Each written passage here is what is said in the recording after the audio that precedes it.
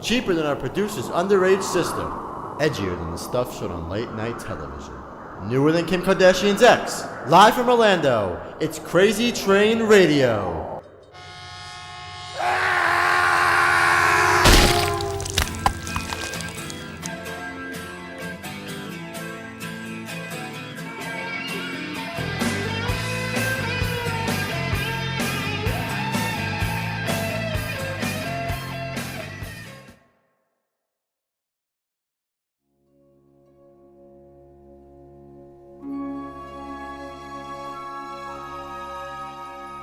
Hi, this is Simon Bamford from Hellraiser, Hellbound, Nightbreed, Book of Blood, Day of the Dead, blah-de-blah-de-blah. You are listening to Crazy Train Radio.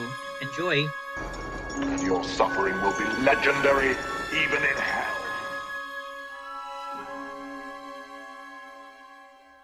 These days, there's no shortage of people ready to tell you what to do. I'm not one of those people, because I'm here to talk about Yuengling Lager from America's oldest brewery.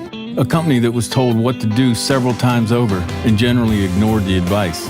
I could say that that's a reason to drink it, but that's your call. Some folks like beer that stands for something.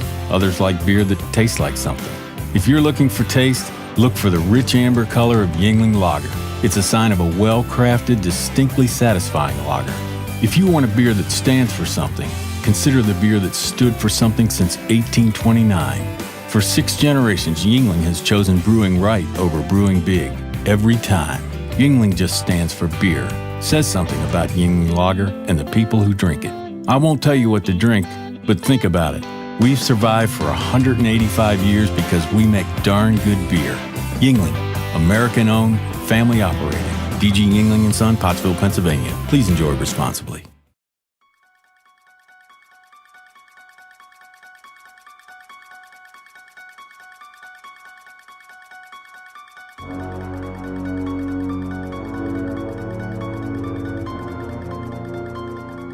All right, so as promised, we have calling in from the UK, and hopefully he hasn't gotten thrown out with all the fun he's having over there, Simon Bamford. Simon, how are you? I'm good. Yeah, no, I haven't been thrown out yet. Oh, wait, we're thinking of another friend of the show from the UK. We won't mention his birthday, but that old bastard is 36 today. I wish I was 36. So what do you got going on right now, Simon? I've just finished doing comedy TV pilot, which we're hoping is going to get picked up here in the UK with Joe McGann and Gwyneth Strong, who you probably don't know over in the States. All about cyclists. It's called The Real Mammals, which means middle-aged men in Lycra. And it's all about middle-aged men in Lycra who go cycling at the weekends. It was good fun, great fun to make, a really nice cast and crew. So, yeah, I've got everything crossed for that at the moment. Well, if that is picked up, would that be on, say, the BBC, What Is Seen in America here? Or?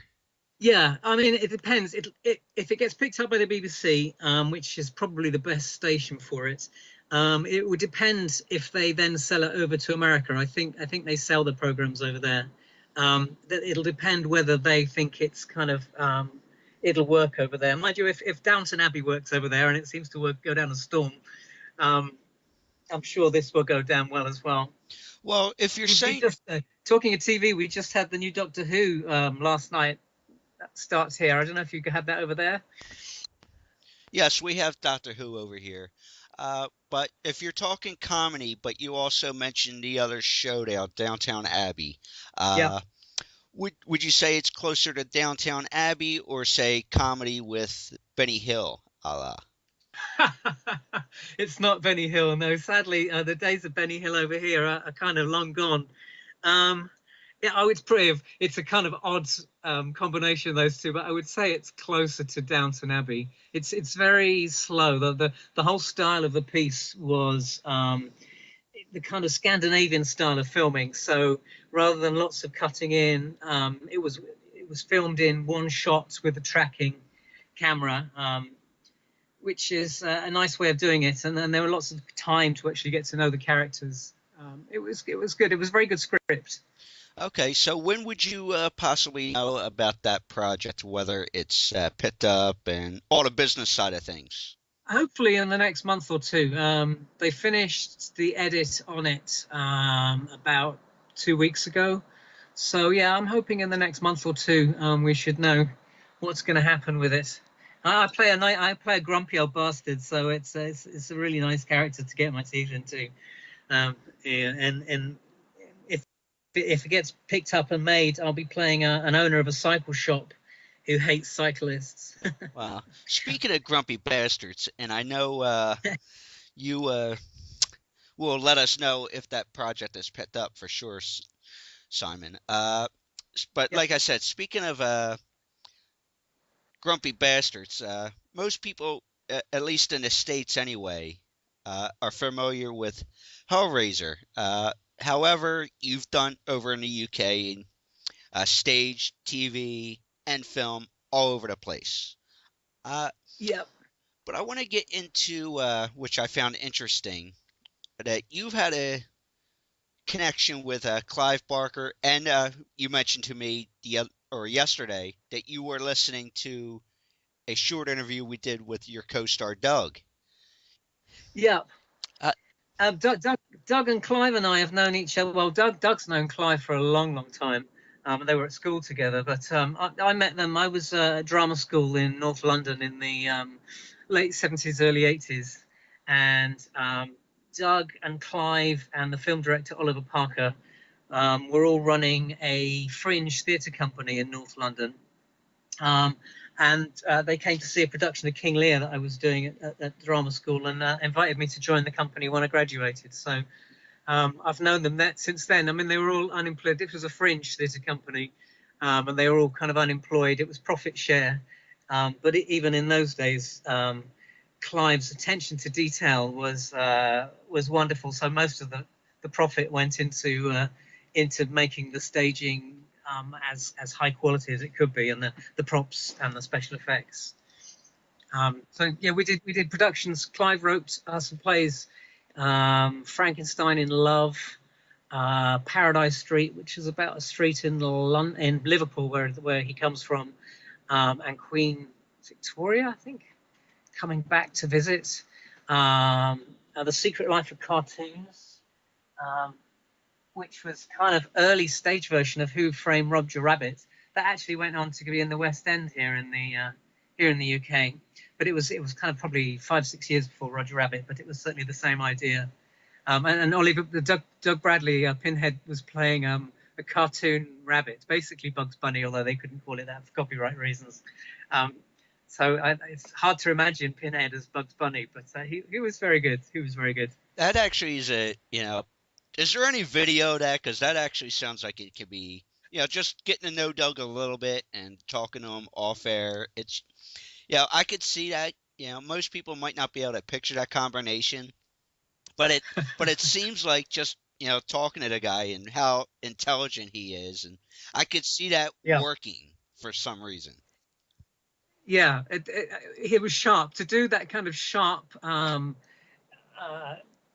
instant type of comedy, like almost like a farce, you need a great deal of intelligence to judge it and to find the reality of it. And Doug, I know, speaking of this, since we were going this direction, it seems like with that intelligence we're talking about, I don't know, over in UK there, he seems like he will fit well in what they have in Chicago called Second City, which was an improv troupe where a lot of people like your Belushis, your Chevy Chase, well, not Chevy Chase, but Harold Ramis and just Bill Murray. There was a lot of guys who were intelligent but funny, had got their training and got their that start there. It seems like Doug will be that type of guy.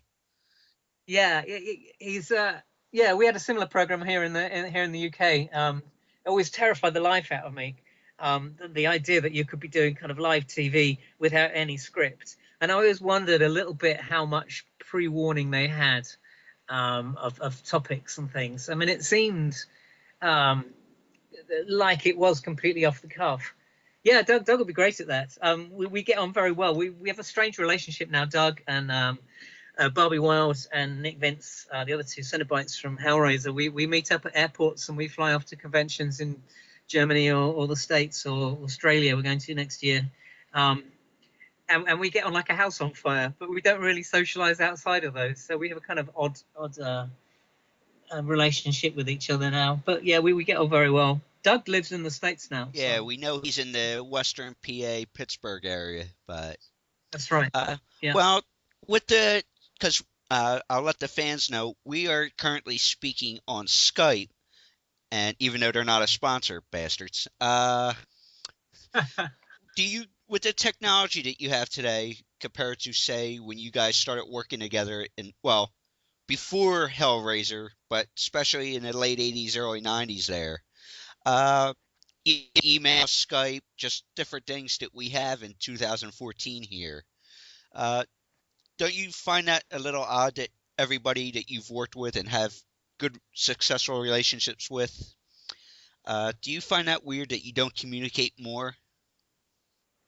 I think it's odd, isn't it? I mean, you're completely right. But when we were making Hellraiser and Nightbreed, there was no internet. It didn't exist, or if it did, it didn't exist for the general public. I think, but we've gone from one extreme to the other now. Now we have so much communication that sometimes I won't go on Facebook or social media for a week or two at a time because I feel quite overwhelmed by it. And you can keep in contact with so many people. There's just not enough time. So the nice thing about the relationship with the four of us is that we do see each other in the flesh, and we will meet up. And we have a tradition of drinking dry martinis on our first nights, which is always kind of breaks the ice with the four of us. It's strange the way that life has changed enormously. When I first did Nightbreed, Clive gave me a huge list of films to watch. To get an idea of what he was trying to achieve with that movie. But because it was before the days of the internet, trying to find these obscure Italian films was virtually impossible. Yeah, I was going to film clubs and I was going to movie stores and things, but it was very, very difficult. Whereas these days, of course, you just click a button and there it is. What do you think? Well, I think that is good, too, as far as if you're doing your research, like in your particular case as an actor, where Clive asked you for that project, hey, I'd like you to check out this X, Y, and Z here, for references. Yeah. But I think that's also a benefit, and not just in your field, but in all kinds of fields, whether you're a doctor, lawyer, actor, whatever the case is that if it's kind you of, can pull up the information if you need it. Yeah, it's kind of swings and roundabouts. There's pluses and minuses to it, isn't there? If you're trying to write, or if you're trying to, it's so easy to get diverted when you're researching something and end up kind of on a completely different track wherever the internet's taken you or wherever your mind has drifted off to. So I think these days we need a lot more focus to not procrastinate and just kind of find that there's too much information almost. Yeah. I think that the future of technology might well address that. Yeah, I agree with you that there's good and bad, but there's good and bad in everything that's out there for us. But going back to the improv, I was just thinking about this here, how we were talking about Doug and yourself and whether or not you could possibly even keep up with something without it being on script.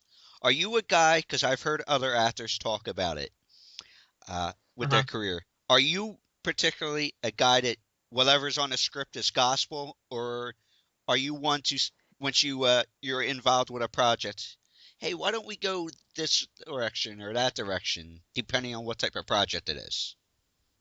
It very much depends on the director and the production team. Sometimes they really encourage you to. I mean, these days I think more and more they encourage you to move on. But I did the Book of Blood with John Harrison, and that was pretty much word for word what was written down. I think because the budget was so tight, and they were really keen on keeping in on budget, so that you need the time to be able to improvise. And I don't think it was there at that point. to be honest, it would scare the bejesus out of me to do it. But if you're working with actors who you trust, it can be very liberating to do that. I haven't really done much improv since drama school, where we did loads and loads of it. But these days, a lot of the best stuff, I think, is improvised because you have a more natural performance, and the style of performing, the style of acting has changed so much in the 35 years since I graduated. Well, let's go back into the horror genre there a little bit with Hellraiser and all that. And I know it was difficult for a character like yourself as Butterball, that you couldn't express yourself like what you normally would with the facial expressions or the body movements or anything like that. Does that make it more difficult for an acting role if you can't use some of the other senses or features that a person would use in a role? Yeah, it kind of worked with Butterball because all the Cenobites, because they were visually so striking that Clive realized very early on that the less we did, the more powerful we were, which was a great relief to me because, as you said, I couldn't, however much I distorted my real face inside the mask, because it was so thick, it didn't move. I couldn't make the mask move at all. So then you're thinking, oh, what can I do physically? But again, I had this huge, great big fat suit on. So all I really thought was I'll kind of walk like a kind of pregnant woman, get that kind of waddle, overweight walk. And but in the end, it didn't really need very much because, like I say, the makeups were so striking and they were so powerful. And I think Doug talks about how hard it was to do so little. Clive kept telling him to do less and less and less, because the less he did, the more powerful it was. So we were very lucky, I think, in that respect. Had it been a light comedy, we would never have got away with that. Or had the makeups not been quite as strong, it would have been much harder. Well, how long with the makeup itself, with the head and the bodysuit, like you were saying, how long of a process was that for you for your two films with the broad? Mine was probably mine and Nick Chatterer's was probably the least complicated. We could be in makeup about 4 a.m. And then they put a skull cap on us, and they make my face up black around my mouth so you couldn't see through Butterball's mouth and see me inside him. And then I was Vaselined down. Do you have Vaseline in the US? Yes, we do. Vaselined on my all the hair, like eyebrows and things, to make sure it wasn't going to kind of pull them out. And then it was about 2 inches thick. It took 3 of them to pull it down onto my head. And there was a moment there where my nose and my mouth were sealed up, so I couldn't breathe. So I was always terrified that they would stick at that point and that would be the end of me. But yeah, so they pulled that on, and then they glued down the edges with surgical super glue. Before that, obviously, I was in the costume was kind of on a yoke that hung over my shoulders. That was the flesh part of it. And then on top of that, the leather costume went on top, and then they hooked the hooks, the meat hooks, through the leather into the latex bodysuit. And that was it, pretty much done. Before each take, they sent the local runner to the local shop to get as much tubes of KY jelly as he could possibly find, and before each take they doused me down with KY jelly to give it me that kind of sweaty, slimy look. Yeah, because I remember another horror icon, Robert Englund, talking about, because you bring up KY jelly and Vaseline and all that stuff. I remember reading his book recently, and he was talking about the makeup process for Freddy there. And he would joke about, with the makeup process of that time period with the, Vaseline and KY jelly and all this and that. And he goes, well, I guess that always answered my critics, saying I was a real shithead, so. Yeah. Well, I always think of it, when they were putting the KY jelly, I thought, well, this is a real head fuck. Oh, man. Damn. Well, speaking of fucks, I have to ask you because of a story I recently heard about you, if you don't mind talking about it. Uh-huh. And I know you're probably going to want to hang me for asking this. Was Right. something along the lines of an event happening at your agent's flat there over in London? Yeah. I know the one you're talking about. There's the one Clive. There's a YouTube video I think with Clive talking to Bradley Cooper about this. About yeah. I was very young. I'll say in my defence, but yeah, I cooked some brownies. Is that the one you're talking about? I was thinking more. Oh no, yeah, I'll have to hear that one as well. But I'm talking something along the I lines know of the one. pleasure through pain. Yeah, I know the one you're talking about. Yeah, again, I was very, very young. I was in Quadrophenia as an extra when I was 16, and I went to stay with my agent while we were filming it. And I had a friend with me, and we were making love in my agent's kind of spare bedroom, not with my agent, by the way. And I had I had a fantastic orgasm. And when I woke up the next morning, I went to get up and I looked back down, and the whole of the bed was covered in blood, just covered in blood. And it turned out I'd split my urethra as we were making love. And the orgasm was actually me pumping blood out of my cock. But But I highly recommend it. It was probably the best orgasm I've ever had, but it was a real shock the next day, and it was very embarrassing trying to explain to my agent why his spare bed was completely soaked in blood. Godfather meets Jenna Jameson, folks. Oh hell! But what's this brownie story that you bring up as well? Okay, the brownie one. I'd forgotten about it until I saw Clive talking about it. Yeah, it was when we were unemployed. We were doing this fringe theatre, and he had just got his first publishing contract for his short stories, The Books of Blood. And he hadn't got titles for a lot of the short stories. He'd written the stories, but wasn't sure what to call them. And he had a party in London, and I took some brownies along to the party, and I put them down, and I came back into the room, and Clive has got a very, very sweet tooth. And when I came back into the room, all the brownies had disappeared. And I said, where have all the brownies gone? And Clive said, they were really delicious. They were amazing. I went, Clive, what have you done? Anyway, that night, he went to bed, and when he woke up, he had the most incredible dreams, and he had every title to his short stories for the Books of Blood. And that was all down to my brownies. So does that mean that Simon Bamford had received some royalties for the assist for the titles? No, sadly. Although he did the very first story of the first Books of Blood is about a character called Simon McNeill, and Clive based this character on me.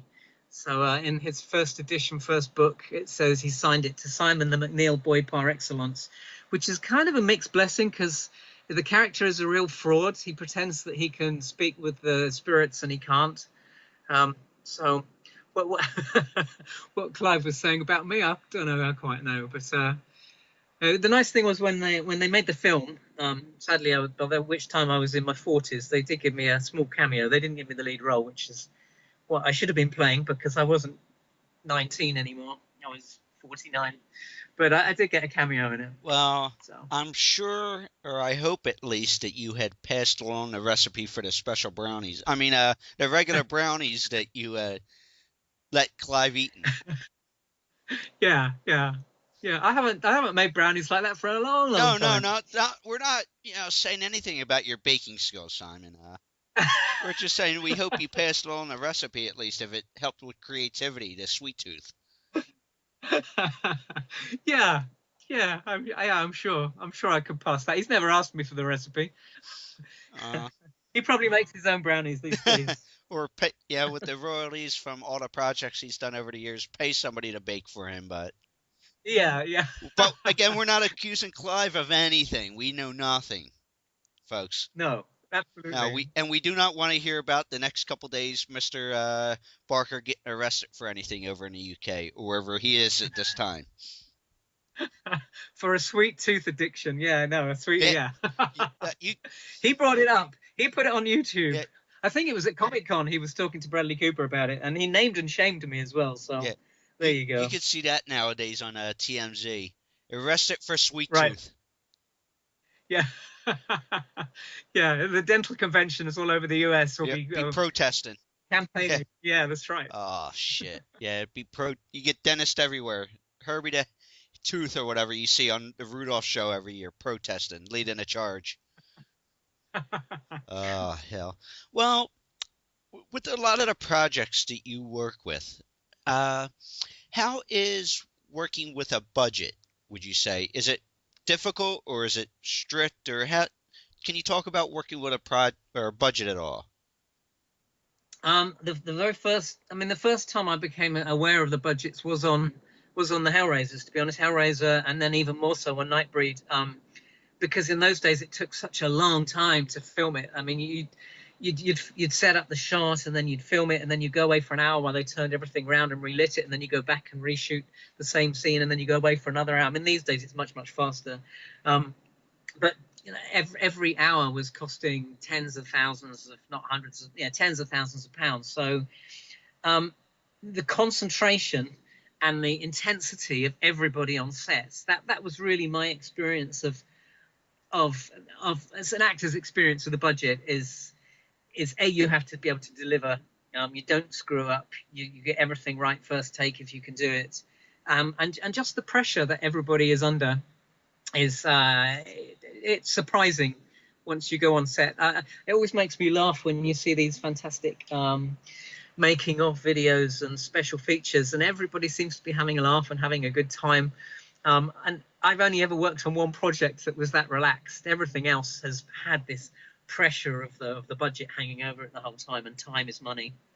Well, can you talk about, with that, you mentioned in your answer there, almost like the military, at least in the U.S., where it's hurry up and wait, as far as doing a specific scene or whatever the case is. Yeah. Does that bother you to have to maybe only accomplish a couple scenes or a scene, depending on what you're doing for film or TV, as opposed to doing something on stage where it's a constant, say within 2 hours or 3 hours or whatever the stage show may be? It's so different stage and film. I mean, the whole technique of performing is so different, and you get to rehearse for 3 weeks before anybody sees what you're doing. Whereas, of course, with film, well, all the films I've done, we've had no real rehearsal. You go in and you rehearse it a few times just before you film it, and then that's done. It kind of goes with the territory, the waiting around. The only time it was really tough was probably on Hellraiser again, because we were glued into these heads from 5, 6 in the morning, and we were quite often not taken out of them until 8 at night. And I had no eye holes or ear holes or nose holes in mine, so it was kind of sensory deprivation for 12, 14 hours a day. And that just gradually was driving me crazy, to be honest. There were a couple of days where they never got to us. We'd be in makeup at 4, and they'd come down to us about 6, 7 in the evening and say, "Sorry guys, we're not going to get to your scenes." And I know Doug actually blew his top one day when that happened and said, "I'm going to get the unions in. This isn't right. We've been sitting here all day in this bloody stuff." But I found that really hard, because you couldn't even read a newspaper. You couldn't relax. For me, I could just sit with my own thoughts in the dark. It was horrible. Well, but normally that goes with the territory. And these days, like I say, the turnover is so quick. You rehearse the scene, you shoot it, you go away for 10 minutes while they turn it around. They don't light it because they do it all in post-production.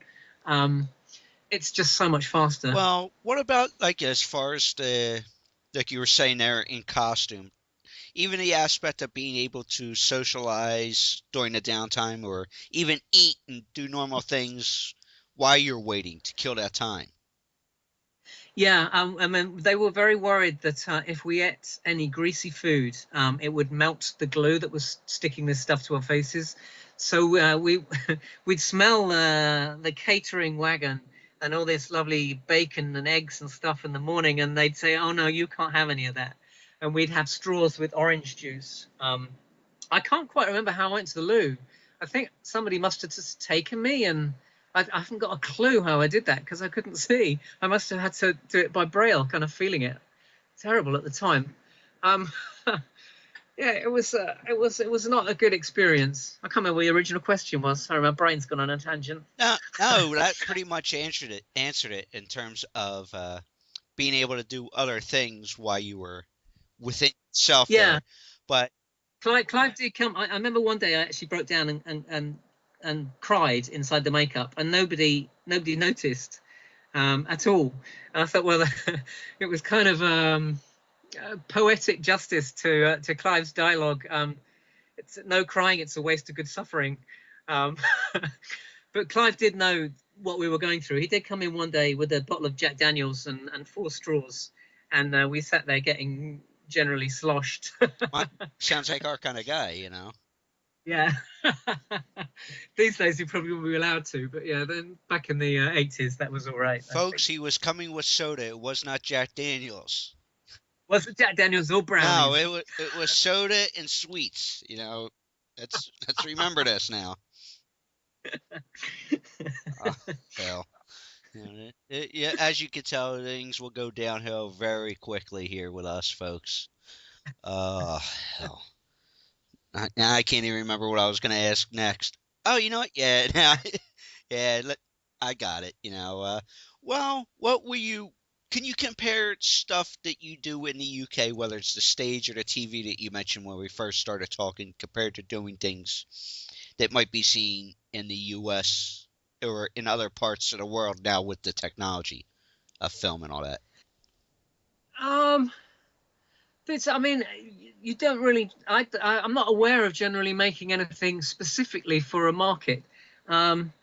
With Book of Blood, I had to go into the studios and do some ADR work, which is where you go and redub yourself if the sound quality is bad.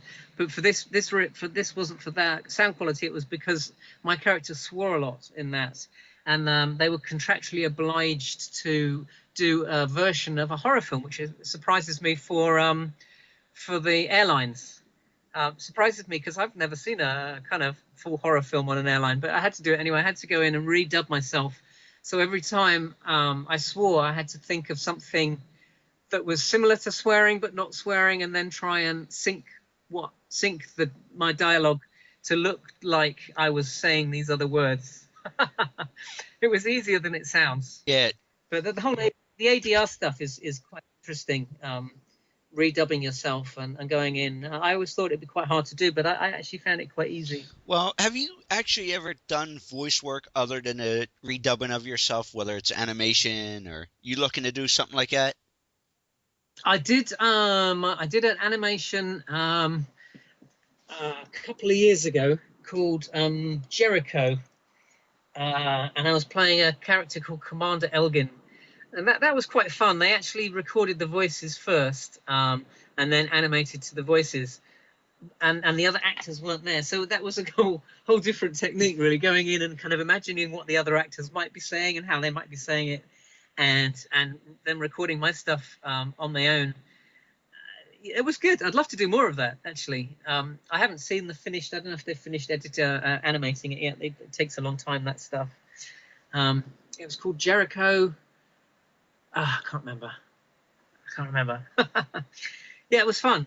No, I'd like to do. I wouldn't mind doing some voiceover work, but I've never got around to actually putting myself forward for it. I've got friends who do a lot of voiceover, a lot of radio work over here in the UK. Well, and I don't know if Doug's doing any now. He's over there. I would think there's a big market for English accents over in the States. well, would you say, and without obviously getting into specifics, is that a whole different business model for an actor compared to doing stuff on stage and screen compared to just doing voice work, or would it be your standard deals when you go in for a project? I think, I mean, once you get on the books of a voice agent, there seems to be quite a lot of work. I don't think it's particularly well paid business-wise, but I think because there's so much of it, the whole kind of business for an actor has changed, certainly over here in the UK, enormously recently, because they don't pay as much for TV commercials. We have a very different business model to American actors, and in that we get a buyout, so we get paid more than the American actors who might be working on the same film, but we don't get residuals, where they'll get residuals every time the film's shown. So we have to try and make hay while the sun shines, whereas they can make the film, and then if it's a success, then rely on it for the rest of their lives, which must be lovely. Well, do you have somebody that, or does your agent or be able to help you understand all the business dealings that, like you said, with the structure compared to the UK versus stuff that's for US, or do you have multiple agents, or do you just say, hey, you handle all the business deals of things? Usually your agent will handle the business deals. I haven't got an agent. I've done a lot of conventions recently in the States, so I haven't got an agent for that. I know Bobby and Nick Vince have got an agent over in LA, who could join, but don't really see the points, to be honest. I've always tried to deal with stuff on my own, but certainly you're in a stronger position if you let your agent deal with the business side, because they can play the middleman, and they can play the devil's advocate far easier than you can if you're dealing direct. And to be honest, a lot of the producers and the casting directors won't deal with actors. They'll only deal with agents. Okay, but do you feel you've either gained or lost projects because of speaking for yourself? Hey, this is what, working out the details for whatever the project is? No, I don't think I've ever lost. I don't think I've ever lost any work from handling it myself. No,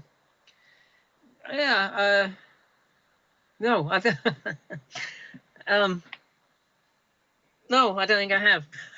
But would you then, on the other side of that, would you say there's more respect from the studios or the stage company or whoever you may be talking with? There's a little more respect for you because you are, especially in the big business of entertainment, and depending on where you're at, do they tend to give you more respect because you are aware of your business, where sometimes other people let just the agents handle everything? No, usually the respect comes with the standard of the agent. If you've got a top class agent, then the casting directors will know that their clients are going to be very professional, and so the respect from that side always goes to the agent rather than to the actor. The better agent you have, the better chances you have. I recently got turned down. I put myself up for the new Star Wars film, which has been filming over here in the UK. And I had my rejection letter from Mr. Lucas over there in the States, which was very sad. I'd love to do Star Wars. It would be great fun, I would think. And to work with J.J. Abrams. I really like what he's done with Star Trek.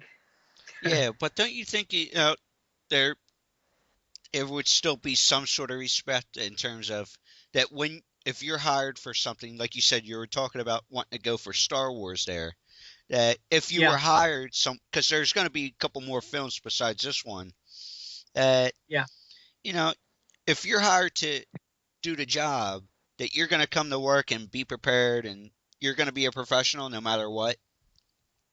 Yeah, I mean, no, you have to be these days. You have to be. You wouldn't last 2 minutes if you weren't. You'd get fired. They expect you to be the ultimate professional and to know what you're doing, to turn up knowing everything. There's not enough time to mess around. It's tough because you do have to pre-think of what everybody else is going to be doing. You meet the actors that you might be doing a love scene with, and did you ever see the film Love Actually? There was a lovely scene in that where there's two guys were doing like a lovemaking scene, and they literally had just met, and it's very much like that. Yeah, I've seen that, and seen other projects like that where it's like, where you're thrown into a situation and hey, this is what we're looking for, this is what we want. You know. Well, have you had any interesting stories like that where you're thrown into a situation that you may or may not have been comfortable, even though you may have seen it in the script going into it? Yeah, I did a stage version of a play called Privates on Parade, which is about the British forces in the Malayan jungle, and it's a musical. And I had a lovemaking scene. I had a lovemaking scene, naked lovemaking scene with this girl, and I was supposed to be very young and naive. And we had to make love in the middle of the stage on this bed, and then had some dialogue, and then the music would start, and we had very little time to actually kind of get half dressed in these period underwear before we went into a kind of Fred Astaire, Ginger Rogers number.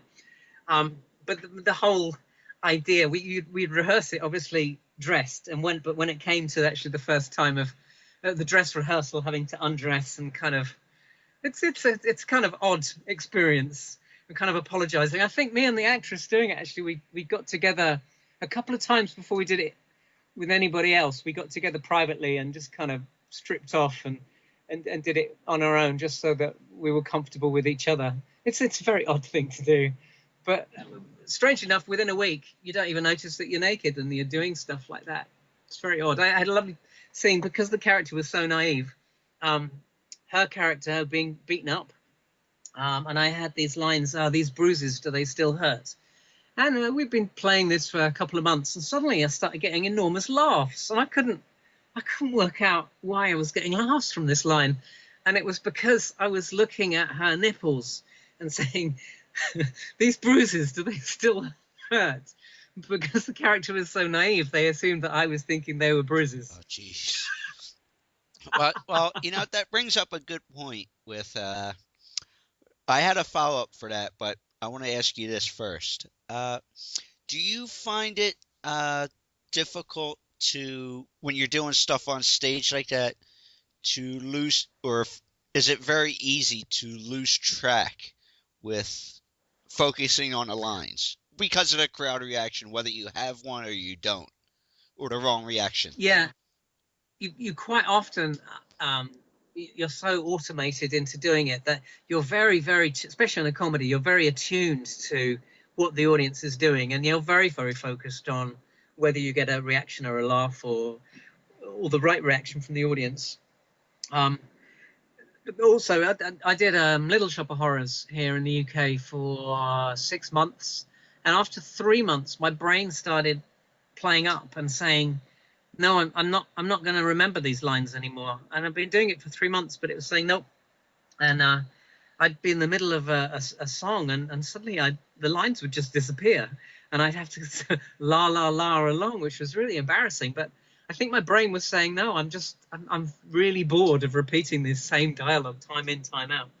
And that's the skill. A lot of the skill of it is making it seem like it's the first time you've said it, even though it's not. Well, as far as that is concerned, do you, I guess it depends on the actors or actresses you're working with, but are they in tune with what the script is? Like, if somebody does get lost, they can help bring you back if it's not boredom? Yeah.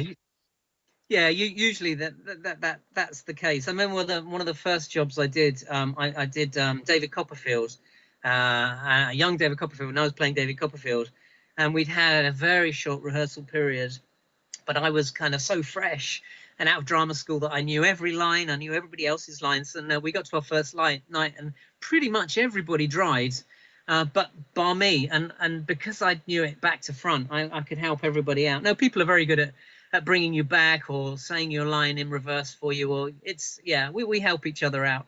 I've done some design work as well. I designed a few productions for international tours, and I did one for Shirley Valentine.